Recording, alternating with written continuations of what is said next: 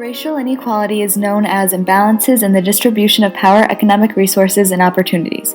Racial inequalities have manifested in American society and where the minority is discriminated against and held down by the majority. These 10 court cases will track the progression of the civil rights movement in America with the goal to achieve racial equality, as well as the development of the 14th Amendment over time. The 14th Amendment addresses many aspects of U.S. citizenship and the rights of citizens. The amendment's ambiguous wording has allowed for various judicial interpretations. However, the original intent of the amendment was quite clear. The goal of the 14th Amendment was to legally validify the Civil Rights Act of 1866 to protect the fundamental rights of all U.S. citizens.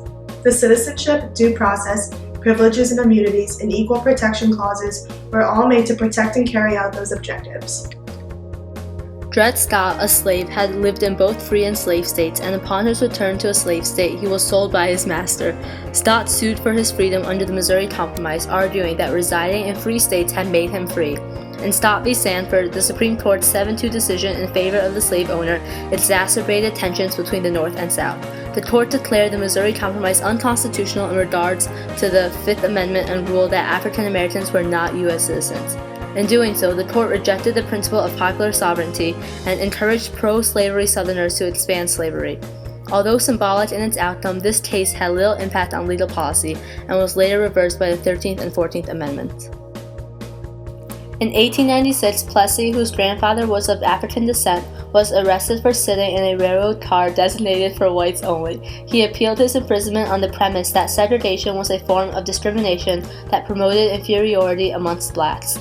The Supreme Court's 7-1 decision in Plessy v. Ferguson upheld the state segregation law and stated that separate but equal facilities did not violate the Equal Protection Clause of the 14th Amendment. The separate but equal doctrine would encourage the South to pass more legislation similar to the Jim Crow laws, thus dividing America along racial lines for the next half-century. This cartoon is from a different perspective than the other. This shows the South as a farmer, making steady progress in race relations with the horse-labeled gradualism, and it seems like everything is going fine. However, a man who looks like he could be wearing a Supreme Court robe tells the farmer that the progress is not moving fast enough. He then proceeds to give the farmer a racehorse labeled Forced Progress.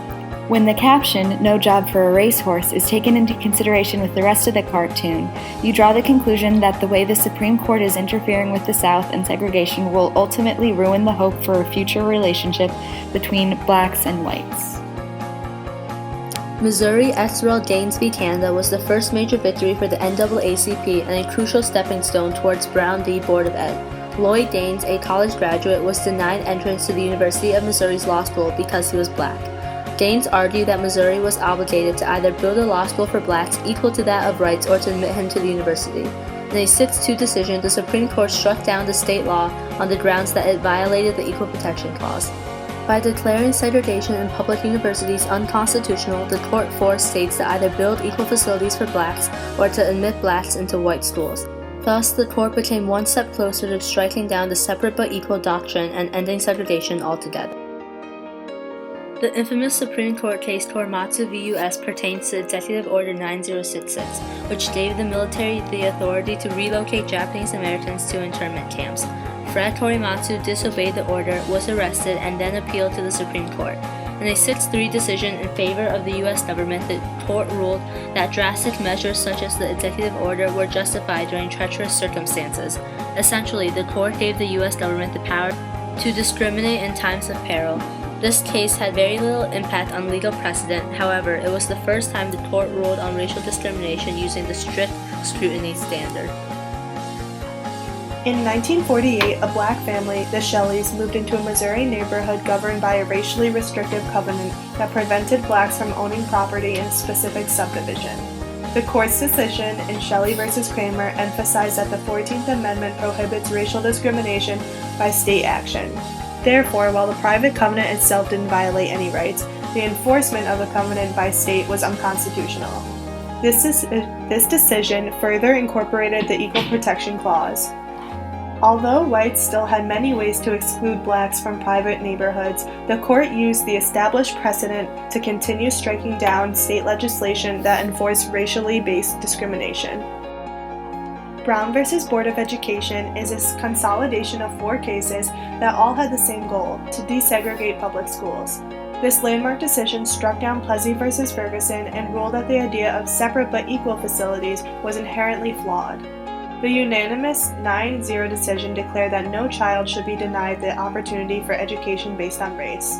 After this case, the federal government was able to use court orders that truly enforced the equality of education for all children by forcing schools to desegregate. In this political cartoon, the Supreme Court is depicted as lighting a fire under a very slow-moving turtle, which is labeled as the Deep South School Segregation. This image helps to illustrate that the South was in no rush to desegregate public schools, so much so that the Supreme Court had to step in and practically force the desegregation. In 1967, the Lovings, a black man and a white woman, got married in D.C. before returning to Virginia, where they were charged with violating the state's law against interracial marriages. The court's unanimous decision in Loving v. Virginia declared the Virginia law unconstitutional since it banned interracial marriages for no purpose other than pure discrimination.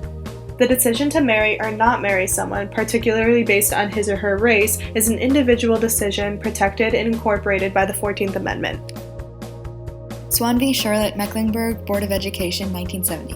By 1970, the integration of schools in the South was still a very slow-moving process in which most schools still remained segregated. The main problem with speeding up desegregation was figuring out if the Supreme Court was allowed to come up with a plan for integrating the school systems.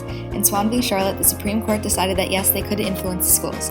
A big part of the plan was the busing strategy. The justice describes student transportation as being the single most important factor that had ever happened in the school system. With that decision, the court affirmed the judgment of the District Court and the Court of Appeal and set an important precedent for schools across the country as they each went through its own desegregation process.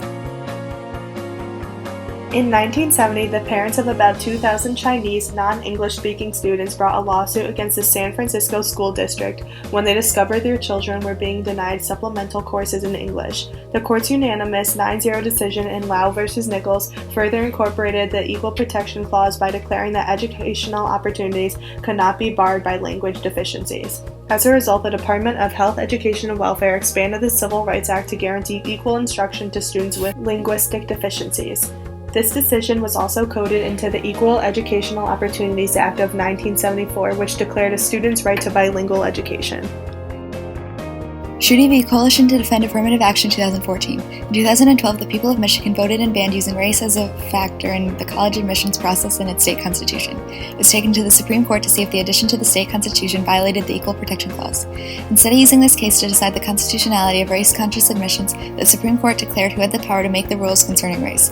In the end, the Supreme Court sided with the Michigan state constitution and gave the people the power to vote on race relations. This case set a standard for society-changing power which had not been previously mentioned in the Constitution or already decided by the court. Over time, the court's varying interpretations of the 14th Amendment have completely changed its meaning. Today, the 14th Amendment has raised the bar for liberty by redefining equality. Originally, the judiciary made decisions restricting the Equal Protection Clause, which resulted in many limitations for minorities. Yet nowadays, under the very same amendment, citizens of all races virtually hold the same opportunities that white Americans have always enjoyed under the U.S. Constitution. Although today the deep ingrained traces of racism may still burrow in the depths of our society, we can expect the court's interpretation of this amendment to continually change.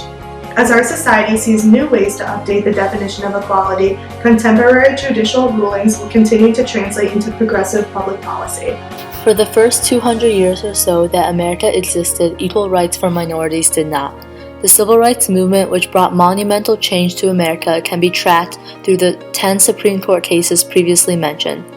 These 10 judicial decisions influenced public policy through the expansion of the 14th Amendment rights. The Civil Rights Act of 1964, the 24th Amendment, and the Voting Rights Act of 65, which were major milestones in the Civil Rights Movement, all resulted from decades of activists fighting for their cause, federal legislation, and court case rulings.